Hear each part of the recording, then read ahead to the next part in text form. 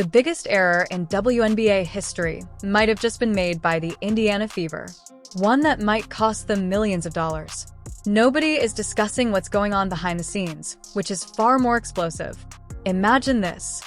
Finally, a generational rookie joins your team. She breaks ratings records overnight, sells out arenas that have been empty for years, and all of a sudden your team is important again. What is the answer, then? No one seemed to be questioning why you kept bending her. This will blow your head, so let's start with the money. This year, Caitlin Clark is expected to earn $11 million. Her WNBA salary of only $78,000, however, accounts for less than 1% of total. She earns more money from a single Instagram post than she does from having the illness for a whole month. To sign her, Nike spent $28 million over 8 years, Gatorade's Allen. She is treated like a queen by State Farm.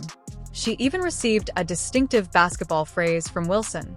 While the Fever couldn't even keep her healthy for more than 3 games in a row, every company you can think of is queued up with open wallets. In relation to health, isn't it odd? Throughout college, Caitlin never missed a game. She played through pain and dominated every night for 4 years in a row at Iowa. However, she has been sidelined frequently in the professional ranks due to sudden, inexplicable groin ailments. The impact is evident whether it's due to bad luck or something more significant occurring behind the scenes. After returning, she had a 6-game run in which she shot just 4 for 12, hitting less than 30% overall and just 14% from 3. This is the bit, though, that no one is talking about. She continues to average more than 9 assists per game, even in that slump. With one arm tied behind her back, she's actually pushing this team ahead. And additional bench time as a reward. Things off the court became much more dire, as if the drama on the court wasn't enough. A 55-year-old stalker recently received a prison sentence for pestering Caitlin, sending hundreds of unsettling messages, and even making the trip to Indianapolis while believing they were dating. She had to alter her public persona in order to feel safer because things had gotten so horrible. Here's the crazy thing, though. Even he seems to recognize her worth more than the Fever's own administration did. The cost of tickets increases dramatically when Caitlin is performing, $200 in the secondary market. Overnight, they fall by 40% while she is away. It's not a dip. A financial freefall, that is. When she revealed she couldn't play, ticket prices for even the All-Star game, which was held in her home stadium, fell from $121 to $72. Indiana's front office is acting as though they are blind to the fact that real money is leaving the building. And it gets worse just when you believe it can't get much worse. The coach who is sent in to repair everything, Stephanie White, enters. However, it appears that she is more interested in bringing Caitlin low than in letting her play her game. The viral moment from last week said it all. During a timeout, White told Caitlin to leave in front of everyone while she was seated in the coach's chair. It was an extremely clear message. Recognize your position, novice. Avoid becoming too cozy. This team is run by us, not by you. White continues to preach about long-term wellness and the broader picture. Interpretation. You've grown so large that we're scared. Why else would you oversee the minutes of a 23-year-old who is in top physical condition? When she starts to become hot, why would you remove her from the game? Why make her alter the precise type of play that buys jerseys and fills arenas? It seems like a reminder all the time. They have the power, even though you are the star.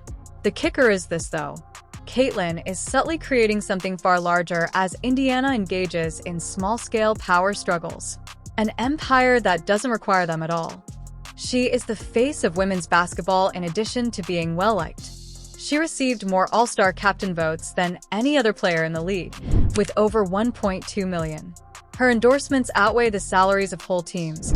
She could purchase and sell half of the WNBA tomorrow if she so desired. However, the Fever acts as though it would be a favor to let her ride the bench. This is where things get crazy, since I have insider knowledge. As Caitlin becomes a free agent in 2027, several teams are already making cap space available. The New York Liberty is prepared to provide her a maximum contract in addition to any marketing agreement Manhattan can come up with. Aces from Las Vegas. They would likely rename a casino in her honor and throw a lavish party. International teams are circling 2 seven-figure contracts in Europe. Crazy Chinese offers that might possibly involve club ownership. Not to mention that Ice Cube attempted to woo her with a big 3 offer of $5 million. She has more choices than a buffet in Vegas. Additionally, the Fever are over here pretending that she should be appreciative of the leftover food. The persistent joke in the league. Indiana switched from using low-cost airlines that charged for water to overnight private jet travel due to a single player. Furthermore, they're engaging in power struggles that make reality TV appear mild rather than defending her. It's similar like complaining about taxes after winning the lotto. Are you curious about how awful things have gotten? While Caitlyn receives criticism for taking 1 contested 3, players who go 2 for 14 are commended for maintaining their confidence. There is a perpetual green light for veterans who are unable to hit the ocean from the beach. However, the greatest shooter in team history is advised to take a seat and exercise patience.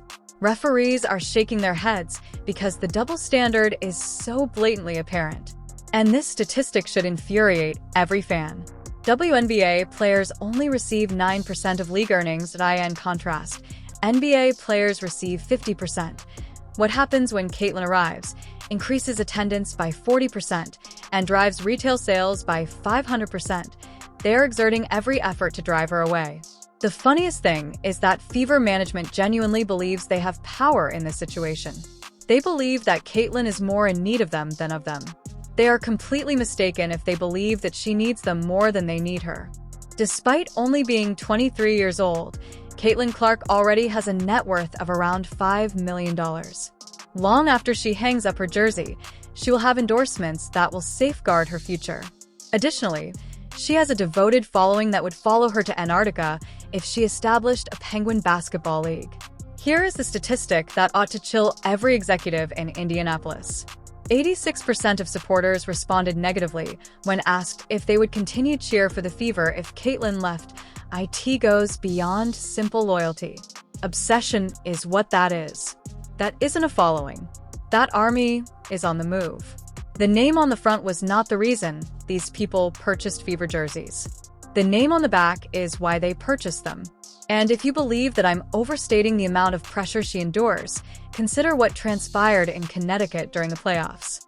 They said Jonah Carrington struck Caitlyn in the eye by accident.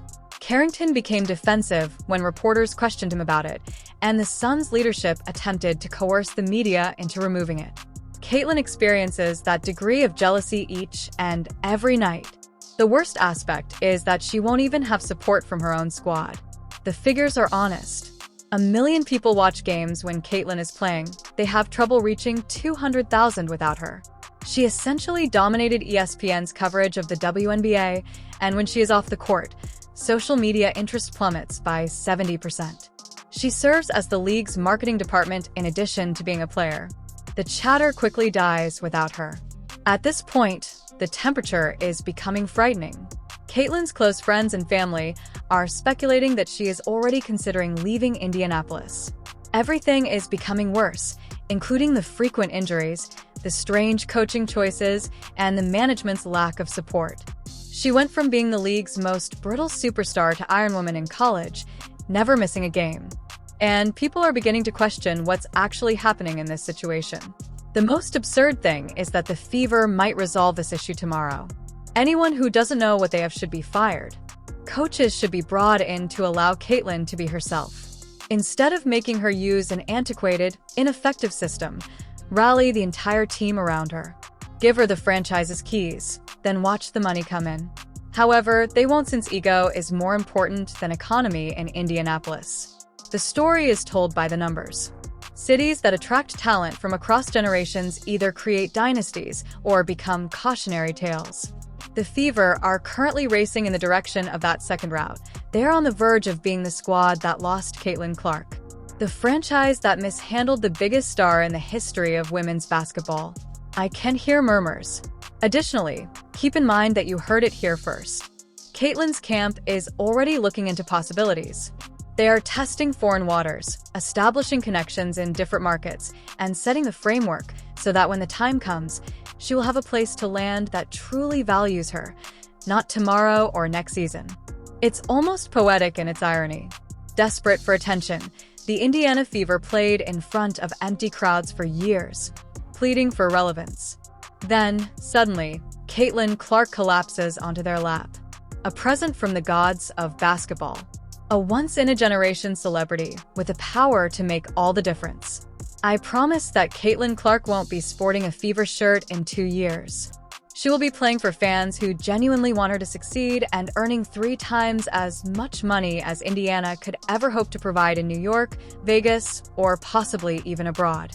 The Fever will immediately return to being irrelevant, to half-empty arenas, and to being a footnote in the history of basketball. The worst part comes next. The whole catastrophe could have been avoided. They only needed to refrain from screwing it up. Let Caitlin be herself. Pay the checks.